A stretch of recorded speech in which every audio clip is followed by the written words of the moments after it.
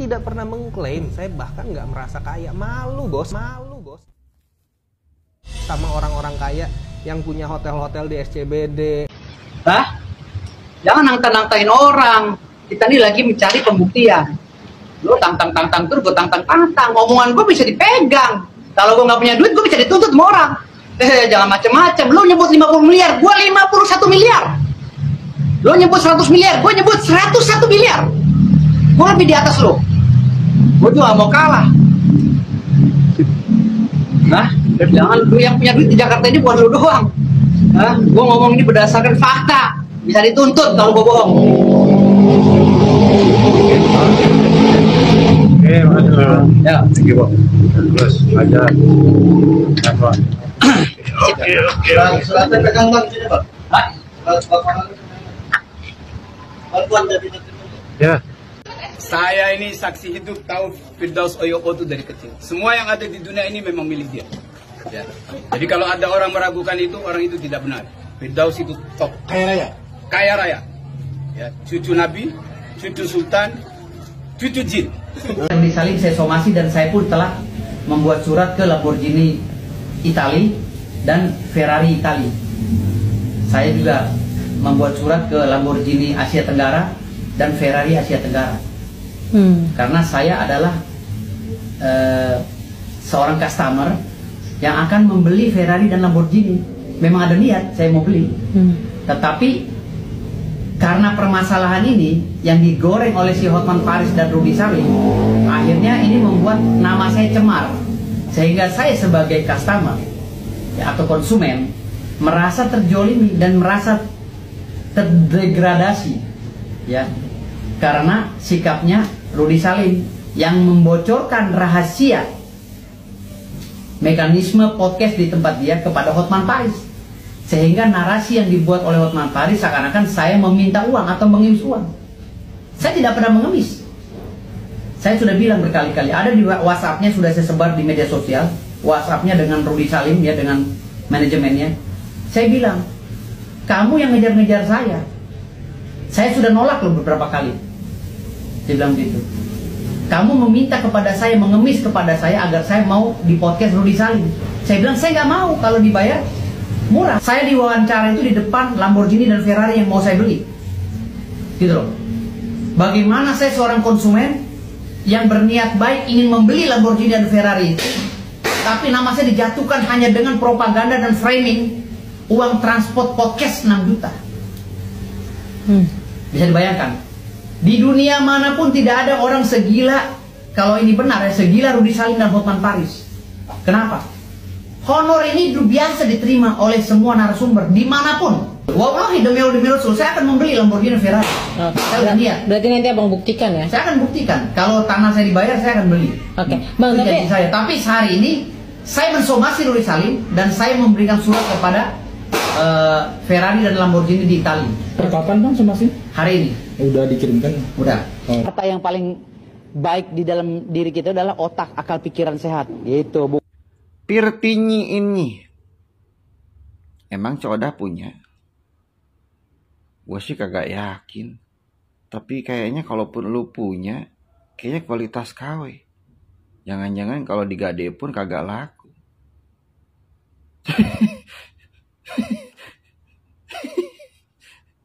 Sehat Bang ya? Sehat, mau menjarain si botak. Siap Bang. Wah hari ini emas nih Bang warnanya Bang. Biar si botak lihat betapa enaknya jadi pengacara sukses. Ya. Coba.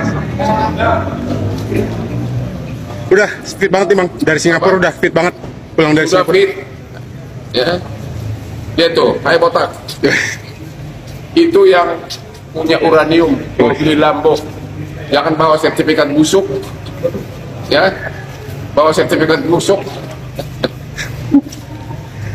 Pagi-pagi banget nih Bang, datang Bang. Mereka salah lawan. Wes. Ada lagu bilang kamu salah orang. Sudah nggak bisa praktek kan? Tuh lawan Hotman. Oke. Tapi katanya kemarin lu akan berakhir karir. Lift apa? Hah? Tangga aja. Tangga ditutup. Oh ya tuh. Siap, Bang. Makasih, Bang. Oke, jadi gini Bang, saya nggak mau buang waktu Bang Firdaus lama-lama. Ini jadinya abang mau beli mobil yang mana atau mau semua aja? Enggak, saya tadi ngeliat ini kayak tertarik di sini. Tertarik Lamborghini Urus 10 Iya. miliar itu harganya. Ya ini kayak tertarik. Kok murah banget sih? Oh murah banget ya? Murah deh. Ini berapa? Yang ini 9,5 miliar. Iya. Ini deh Bang, mau nggak semua mobil yang ada di showroom ditukar sama setengah gunung di Parung itu abang punya kan katanya? Kalau setengah gunung itu saya rugi. Oh rugi. Rugi karena ini malam ini yang mau beli 1000 hektar itu harganya 1 triliun. Malam ini? Iya, malam ini mau pertemuan. Malam ini mau pertemuan? Ya, dengan orang luar yang mau beli. Orang luar 1000 maksudnya hektar. luar angkasa? Orang luar negeri mau investasi ya. Oh mau investasi. Bukan planet Mars tapi luar. Oke, iya. Oke. Iya. Nah, tadi kan Bang Firdaus sudah jawab cepat. Nah, sekarang saya mau Bang Firdaus jawab jujur. Bang Firdaus beneran punya Gunung Parung dan uranium? Beneran. Itu gimana? Dan siap disidangkan di depan Istana Presiden. Siap. Kalau kita masuknya dari Atang Sanjaya itu termasuk. Iya. Angkatan Udara itu tanah klien saya tuh. Oke. Atang Sanjaya, Angkatan Udara sampai ke perhubungan, diklat perhubungan. Yang ada danaunya itu, yang ada setunya. Iya. Semuanya itu. Semua di situ. Ya. Waktu itu kan saya ditanya oleh wartawan. Bang katanya abang punya gunung. Iya punya. Saya bilang gitu. Kebetulan saya lagi nggak bawa data. Gitu. Abang bohong. Lah, jangankan Gunung Parung, gunung uranium menjadi turunan gue punya. Saya bilang gitu. gitu. Jadi waktu itu saya jelaskan bahwa gunung yang ada di Bima itu mengandung uranium menurut ahli geologi. Oh. Menurut ahli geologi ya. Oke, nah itu kan uranium itu salah satu bahan utama buat bom nuklir. Bom nuklir ya. Bahan Betul. baku pembangkit listrik tenaga nuklir. Jadi itu menurut ahli geologi ada 2 juta metrik ton dan itu sudah diumumkan oleh Pak Jokowi. Ada 2 juta metrik ton. Sudah Iya. diumumkan juga. Sudah diumumkan. Yang mananya itu tanah Bang Firdaus. Bukan tanah. Jadi Kesultanan Bima itu kan dulu punya verponding, Eginom. Tanah itu atas nama kakek buyut saya, Sultan Bima, gitu loh. Jadi dicatat di dalam Eginom verponding itu keluarga besar saya yang punya Sultan. Tapi kan kami nggak mungkin rakyat kami usir kan gitu. Jadi mereka ya udahlah, sekarang udah sesuai dengan dinamikanya. Jadi kami nggak pernah mau pusing. Yang penting di situ ada PT bekerja sama dengan pemerintah pusat mengelola tambang emas itu yang ada uraniumnya. Kan Gitu. lagi nih, maksudnya dengan ya, seperti apa sih Begini, Pak? sebelum berita itu naik, Adinda Firdaus sudah kontak saya. Beliau bilang, Bang, aku tadi ada sedikit agak ribut itu di pengadilan. Saya bilang, kenapa Adinda? Iya, kan saya kan gak ikut sidang, Bang. Saya cuma duduk di ruang tunggu, di kursi pengunjung.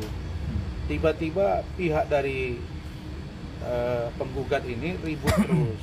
Saya tahu Adinda Firdaus itu bukan kuasa hukum dari Pak Aguan. Dia itu kuasa hukum dari kepala desa. Dan dia datang di situ karena tim dia lagi bersidang. Jadi nggak ada masalah sebenarnya.